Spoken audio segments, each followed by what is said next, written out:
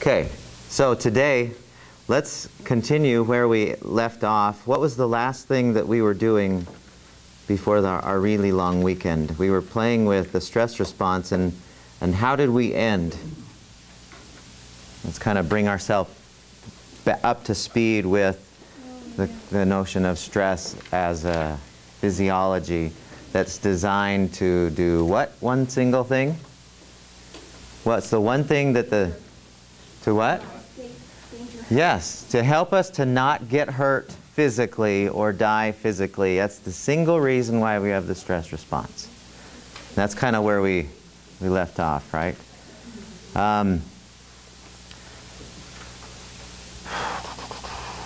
So when we look at the stress response in a model form, we're homeostasis, and then we have, what did the PT stand for? Did we say this in here? Perceived threat. Did I not say this in here? So, okay, so let's play with this just a little bit. The idea of a perception of a threat. One of the things I do in the stress management class, in the face-to-face class, is I have somebody come up here to the front of the room, and so I would ask Maggie to come up to the front of the room, and then I would give her this microphone, and I'd ask her to sing the national anthem like she was at a jazz game and she was the singer. Right? Do you want to do that? Now, if I did ask you to do that, Maggie or anybody else, and you came up here and I said, will you please sing the national anthem at the top of your lungs like they do at a jazz game or any start of any baseball or basketball game or whatever. What feelings immediately would you notice coming up for you? What? Anxiety. Anxiety, yeah. You'd start to feel a little squeamish, right? Or a lot squeamish. You wouldn't feel comfortable doing that. Let me ask you, the important question with that is, if I asked Maggie, okay, if I asked you to sing the national anthem at your house, nobody's around, you're vacuuming or doing the dishes or doing some mundane thing, and you decided to sing the national anthem, would you have any problem doing that? I'd probably still forget the words. But would the anxiety or squeamishness take hold like it would up here? No. Would it for anyone? So the question that I have to ask you is, what's the difference? Essentially, you're doing the exact same thing at your house or here. There's no difference in the event. What's the difference then? What is it that creates the squeamishness, the anxiety, the sense of, panic? What is it? And how does that? Okay, and what do you mean by that? What are you perceiving? Say that again? It's how you see the situation and whether you see it as threatening or not. And what do we think when we're in front of a group of people? What is the perception that we commonly have that creates that emotion? You're right. You're exactly right. It is perceptions. So a perception is a thought, an interpretation. What is the interpretation that we're having in that moment when we're here that's different than vacuuming in our house? Buddy? Judgment. People are judging you. Yeah. We've decided that when people make judgments about us, that's going to hurt. Now, we don't know whether they are or not, but we still make it up that it's going to hurt when people judge us. And anytime we have this, remember what was the initial, what was the first thing that started the stress response? Last week. All stress begins with a thought, right? We have the thought, and that thought leads to an interpretation Or a perception which turns on if it is a perception that we might have some kind of pain, then the stress response automatically kicks in on its own. All it hears, all the physiology that we talked about last time hears is, uh-oh, I'm in danger. And we get this flood of, you know, fight or flight.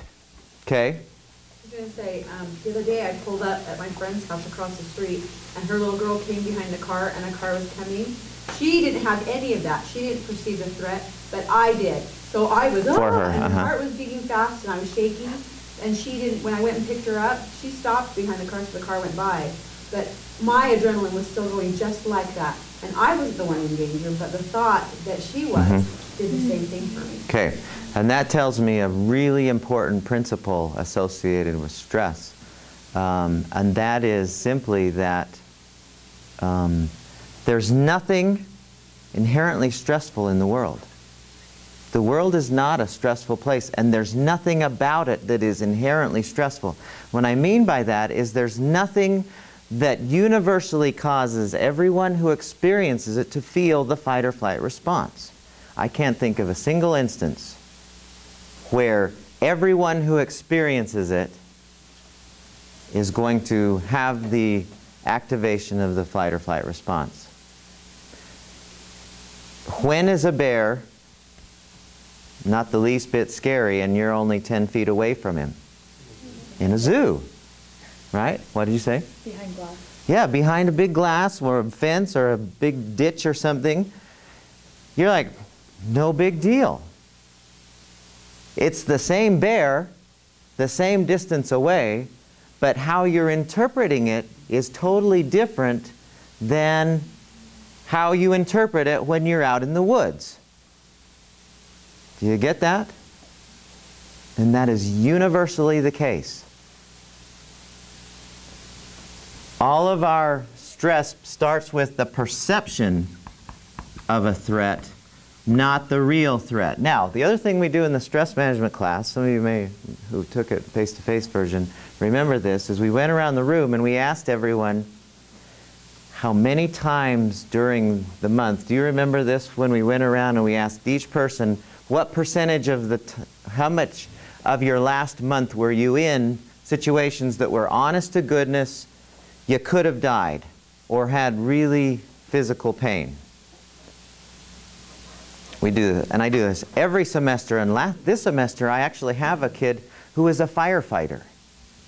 Legitimately stressful occupation. In other words, legitimately he is in this stress response a good amount of the time.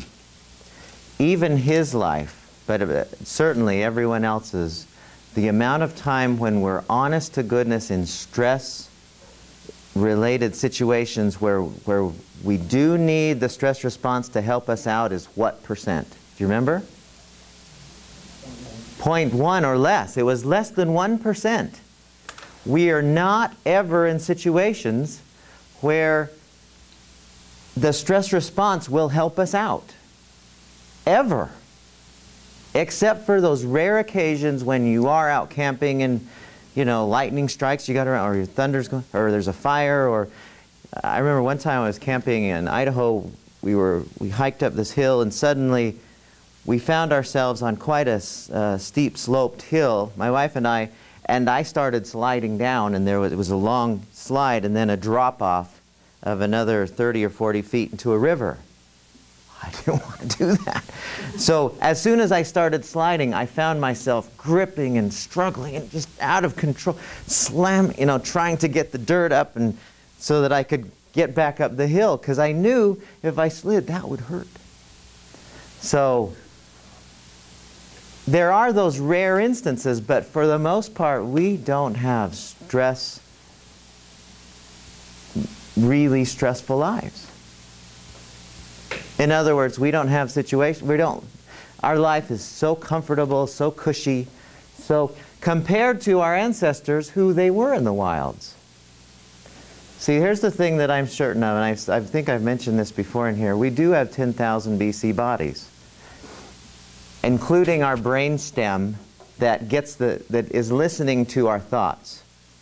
And whenever we say uh-oh for anything, so Maggie comes up here and I say, okay, will you please sing the national anthem? And she says, uh-oh. She has this flood of physiology that would be very much like the stress response, but she's not in any danger up here. Does that make sense, everyone, so far? We'll play with the perception interpretation thing a ton in here, so I don't want to labor it too much. Can you just tell me what it says on the top of your little sheet? This right here, Yeah. F or FL, that's fight or flight. Oh. Sorry, That's what it, I'm really a rotten blackboard person, whiteboard person. Fight or flight. Yeah, so that leads us to the next idea. We have this perception of a threat. Uh-oh, I'm in danger. And immediately the stress response turns on. Like we learned in the stress management class, that's initiated by the autonomic nervous system, meaning it's automatic. All we have to do is say, oh, geez. And 99% of the time, that oh, geez is unrelated to physical harm, but that doesn't matter. Our system still says, well, she must need to run from something, because she's saying, oh, geez. And so fight or flight turns on. Now, when our ancestors were in legitimate fight or flight responses, how long did that usually last? Kind of reviewing again. 2 to 3 minutes, right. We don't have energy to go at full speed longer than 2 to 3 minutes. It's just not in us. You know, think about the person who's a 400 or a 200 meter racer who goes full blast. You can't go that long, that hard for very long. You just run out of, there's no juice left in the tank. Even when you do concentrate it into the fight or flight, there's still, you don't have a lot. Okay, does that make sense? So, our ancestors, the fight or flight, it was over. They were either dead or okay. And then they would go through this phase of, you know, I'm exhausted, resting, and then recover and back to normal. And that's how it's supposed to be, and we like it that way. But in our culture, we tend to stay up here. We tend to just let it continue in what would you term this line here? There's a word for it. Chronic stress, yes. And what essentially we do is we just keep saying, uh-oh, oh crap, oh geez, doggone it,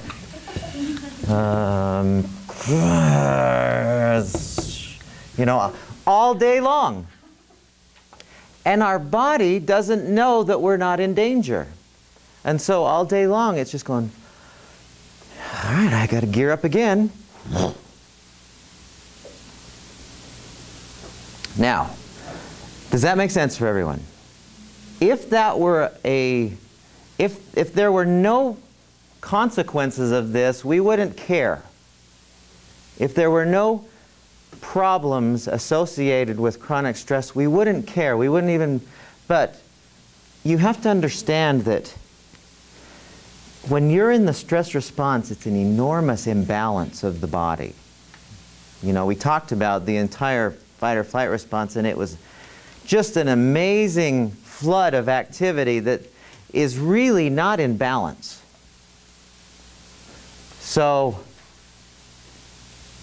if we continue to be out of balance for a long period of time, bad things start to happen to give us feedback that this is not the normal way for that we should be functioning. Now, when I say giving feedback, and I mentioned this in the stress class, let me explain that just a little bit.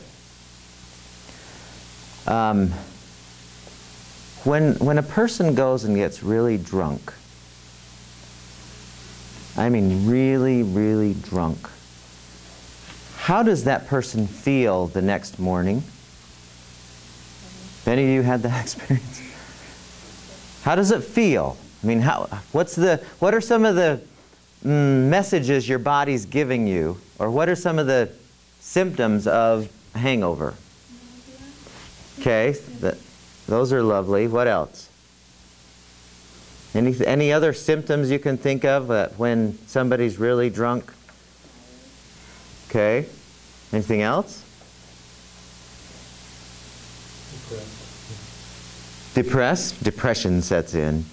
I've never been hungover, so I don't know what it's like. But people who are, I mean, dehydrated, sick, want to throw up still, loud noises. Now, there's nothing, that doesn't mean you're an evil person for getting drunk. Doesn't mean that you're not a bad person because that's what you do. But what your body's telling you is that was a bad decision. See, our body always gives us feedback. Whenever we do anything, our body gives us feedback saying, that was a good call or that was a questionable call. When you go and have a nice light meal, salad, fruits, vegetables, that kind of thing, do you feel like you want to throw up afterwards? Do you feel nauseous? Do you feel dehydrated and depressed after a nice salad and, mostly fruits and vegetables? No, how do you feel when you do that? Great. Meaning what? Like what? I feel satisfied. I feel full usually. I don't know. I just feel good. Yeah. And that doesn't make you righteous or anything. It just means your body's giving you feedback saying, same with exercise. You go and work out, have a nice workout, lift weights or go for a jog or just go out and walk. Your body afterwards says, man, I love this. So I'm going to make you enjoy this feeling, and you have those feel-good hormones flood your body so that you'll do it again. Your body is giving you feedback saying, that is a good decision. That's good for me. It brings us into balance. Whenever you do yoga, if you like it, your body always tells you as you're doing it and afterwards, that's a really good thing for me. Okay, does that make sense? I have a question on that feedback. I exercise because I know I'm supposed to. Doctors say you're supposed to. But I don't get that feel good afterwards. A couple of hours after exercising, I feel like crap. I mean, I feel like my head's going to fall off. Wow, you need to lighten up the intensity. So is it intensity? Yeah. No, I enjoy... What do you do? So I've tried everything from mountain biking to insanity.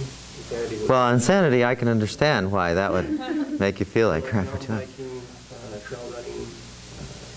So if you hiked up the hill or just went for a nice bike ride, you feel like your head's going to explode? Yeah. I get a really bad headache. Really? And I've talked to some of the doctors. Most doctors don't really know much about people who exercise. They kind of, you drink water, yeah, I drink a ton of water. That's okay. Put yourself into it, or are you one of those people that's just like, I'm going to do it and you go hardcore the first time? I usually try and ease myself into it. Yeah, or the weekend warrior types who once a week and they just blast up the hill and then don't do anything for the rest of the week. Then Saturday, blast up the hill again. No, well, let's.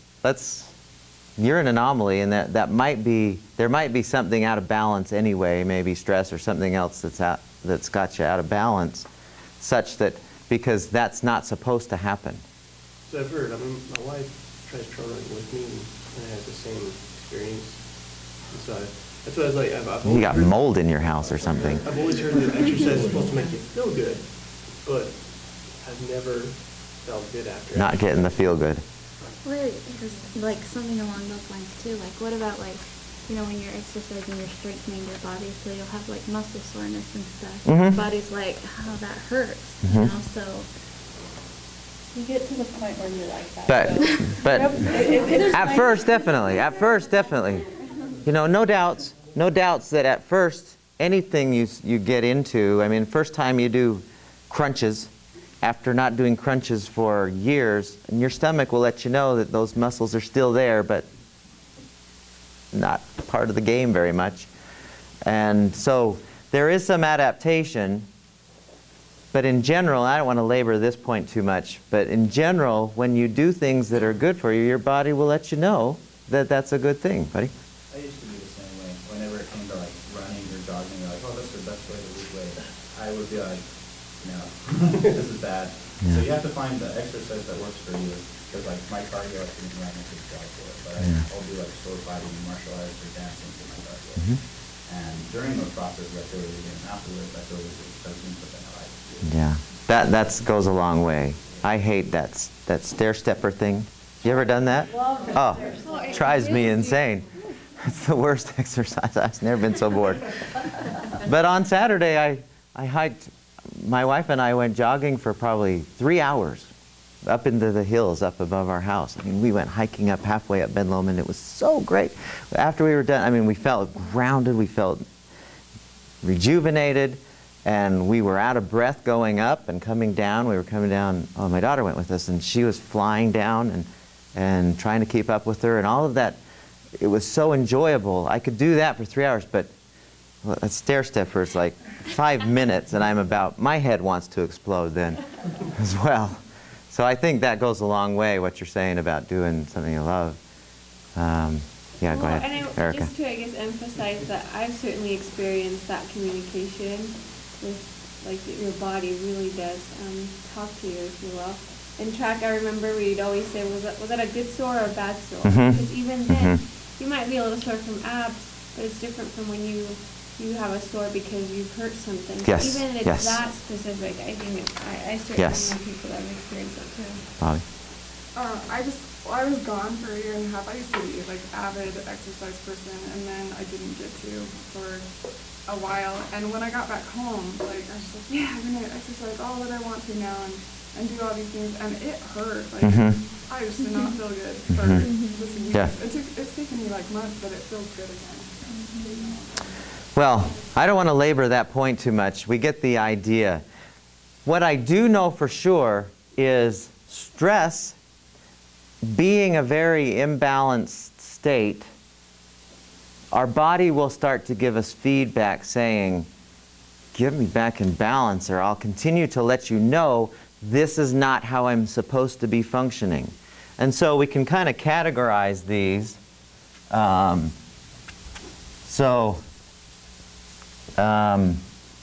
You know, maybe this way, short-term kind of effects of chronic stress. So in other words, we're not getting the message that the stress is not here anymore.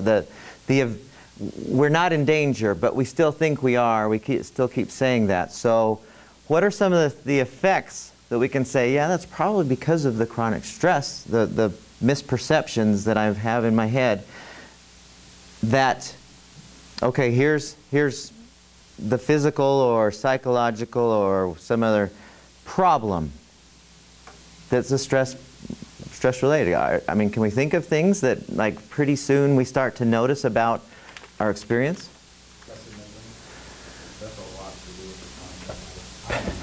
Pessimism. Good. Good. Good. That's a good one. What do you think? Good. Yeah. Why does it make sense that you wouldn't be able to sleep? Why you'd have a hard time? In other words, how long should it take to fall asleep? Yeah, no longer than 3 or 4 minutes. 5 maximum, 10 at the very most. Do any of you sleep? Does it take longer than that to fall asleep? What that's telling us, when you're trying to fall asleep, and that's the problem, is you're trying. But when you're thinking, you know, and it's always because of what we're thinking. If you're thinking about something that you're telling your body you should be running from or fighting, that's not a sleeping thought. That's a running from or fighting something thought. And so your body's certainly not going to go to sleep. And if you're thinking how worried you are about something upcoming or something that you're you know, remonstrating about some past experience, and you just keep running it over, and your body's listening to your mind all the time. And if you're saying, I should be running from a bear, you're certainly not going to go to sleep. Does stress always have to be negative? Like, when I was a kid, I couldn't sleep the night before Christmas. I think it's because I was that stressed, or you just really excited. Well, that would be anticipation, which there's nothing wrong with that, and you're still thinking thoughts of doing something instead of sleeping. So it gets in the way of sleeping, but I'm worried about, and that's okay, there's nothing wrong with that, but when it's every darn night, and you're half hour, an hour, 2 hours, there was a person in my stress class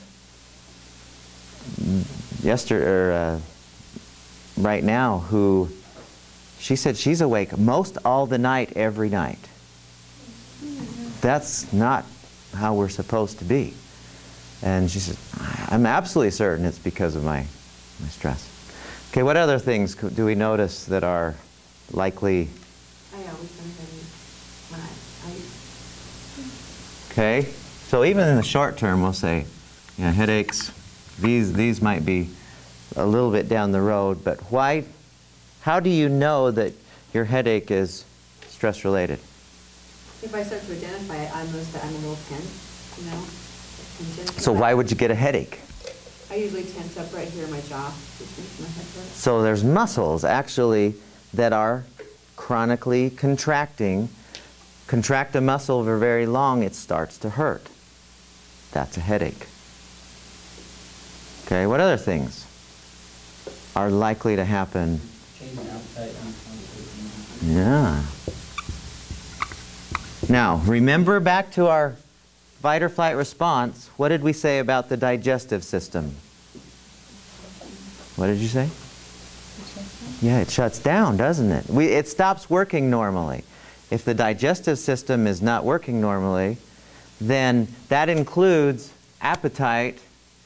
We have the thought, well, I don't want to eat. Or the opposite of that is, how many of you, when you are stressed, find yourself eating unconsciously? Right? And what is it that you unconsciously go for when you're eating unconsciously? Meaning?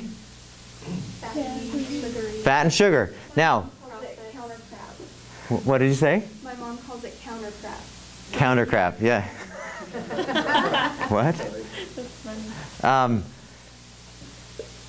Now, that's entirely natural that you would go for that. Why is that? Yeah, there's nothing faster than sugar to get into your bloodstream, to get into your muscles so that your muscles can have... The stress response is designed to give you immediate power, immediate speed, right now. And there's nothing faster than sugar. And so it's a very natural thing to want to go for the sugar. Problem is, we don't use it up, so where does it go? So we have a messing up of we don't want to eat. Some of us just can't eat. And you like that, where you're stressed and I don't want to eat a thing. You're worried about something and, okay, that's because the digestive system doesn't want to function. Okay, what other things can we say that are involved in this? Let's go with short-term, medium, and long-term.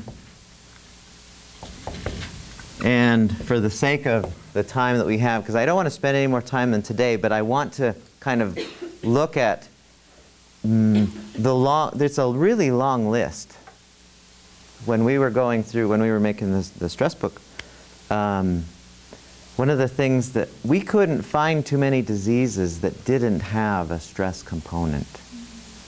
Doesn't mean that it caused it, but we couldn't find very many diseases where stress doesn't make the condition worse. So, let's go through and kind of spend a few minutes continuing. What are some other problems that we can say with some confidence it's because of chronic activation of the stress response? Okay, so what would happen as a result of a suppressed immune system in any of these three? Let's kind of, because that could be a lot of things, right? What might be some short-term consequences of a suppressed immune system? Cold. Yeah, you just catch cold or get the flu or whatever. I think we would be more susceptible to any bacterial or viral infection. They're everywhere, but we typically don't see enough that. They don't get us Yeah. Yeah, there you go. Well, is that a virus, right? Cold sores. We'll talk about immunizations later on. I was going to say something, but we don't have time that I want to devote to it. What other things can we say? Yeah, that's probably because of a suppressed immune system. What do you think? With an immune system, that would be more of a digestive system malfunctioning or imbalance. Definitely, we'll go with ulcers. What was the first thing you said? Oh, kidney stones. Maybe.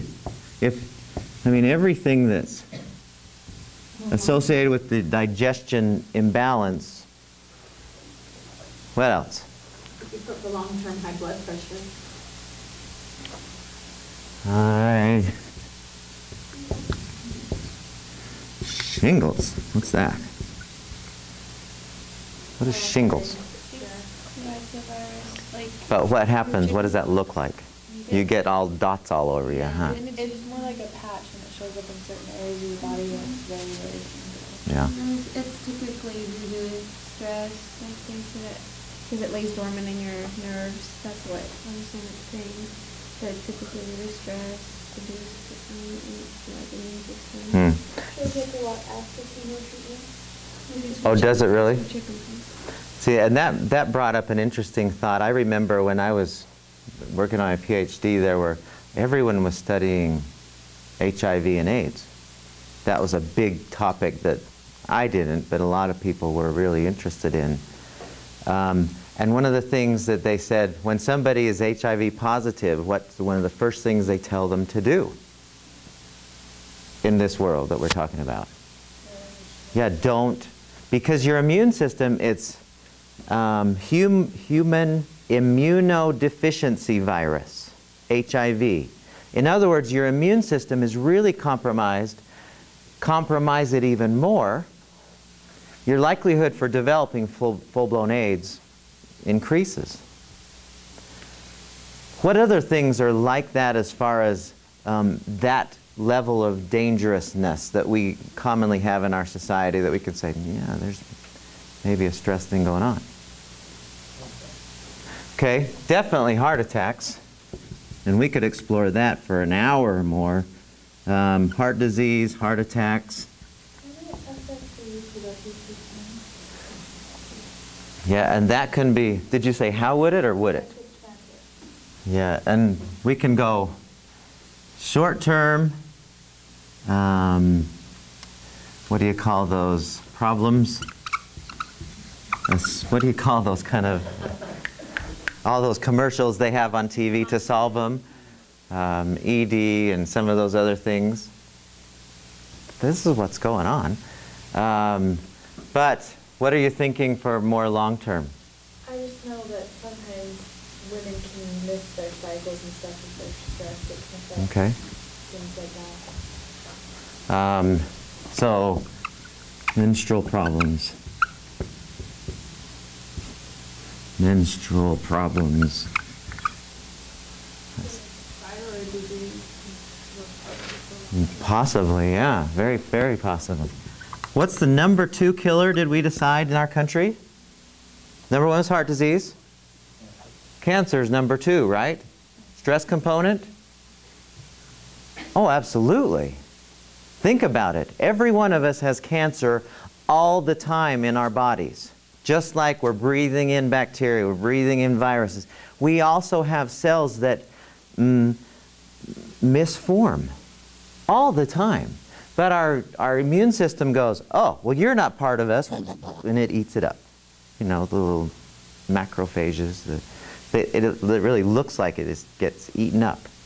Well, if you don't have a strong immune system to handle that, if you really want to study an interesting line of psychology or psychophysiology, study the PNI. It's called psychoneuroimmunology, and it looks specifically at how your thoughts and feelings affect the immune system. Tons of research, just monster amounts of research, and it's so fascinating. Really interesting. You could spend years just studying that one component, how your thoughts and your emotions affect, and the research proves that. Okay, what other things can we say? Yeah, that's probably... I don't know if this would be like medium or long term, but a steam bar that comes from mono, what it attacks is your actual immune system. And so if your immune system is getting attacked itself, it makes it more difficult to bounce back. Absolutely. Absolutely. Okay, let me throw out some more and see what you think. And I'll let you guys explain why you think it is the case, these problems. So always think in terms, whenever you hear of a disease or a problem, always think in terms of how would the physiology that comes from the running from a big bear cause that? So what about depression? Okay, stress component. Now, what's the explanation for that? Okay, so you've got that feeling long term. When you go to, not you, when your friends, because none of you are depressed, I'm certain, but when your friends go to the doctor, and I'm not anti-doctor, but when your friend goes to the doctor and the doctor says, well, you're depressed. Yes, you're clinically depressed. And your friend says, well, why am I depressed? What is the problem? What's his or her response? Why you're depressed? You have what? A chemical imbalance. And so we're going to rebalance those chemicals with some more chemicals. Right? But it's a chemical imbalance. So my question has always been, what caused the chemical imbalance in the first place? Because were you depressed when you were 5? Were you depressed when you were 8? If you weren't, were you depressed when you were 2? Because if you weren't, then it's not a congenital or a genetic problem that you have. It is something that has taken place by virtue of something you've done. In this case, the way you've been thinking, that's caused the imbalance.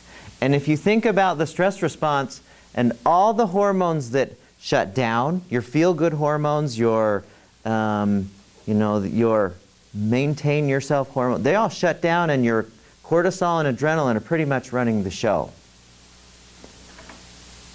Testosterone is in there as well. That's the cause, that's the imbalance, that's what's causing the imbalance, is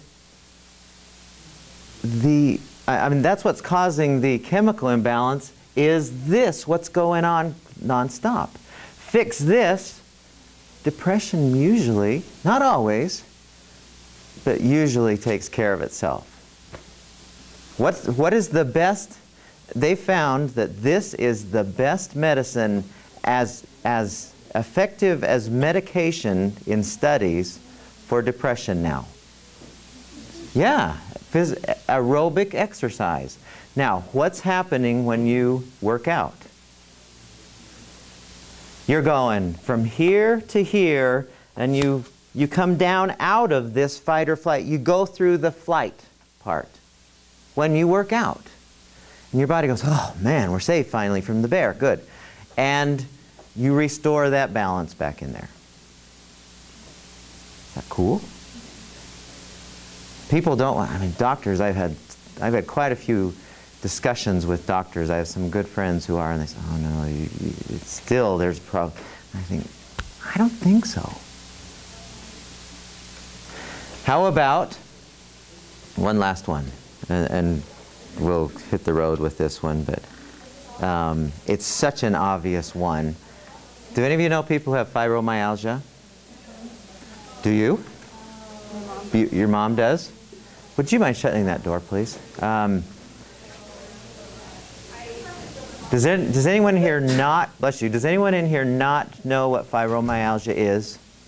Okay, essentially it is muscle pain throughout the entire body. Your body just hurts muscularly. Right? Is that the case, Bobby, for your mom? So why would somebody have, when your mom goes to the doctor and the doctor says, analyzes her, what does he say? Has she gone to the doctor for it? Yeah, in the past. What does the doctor say? What's wrong with her?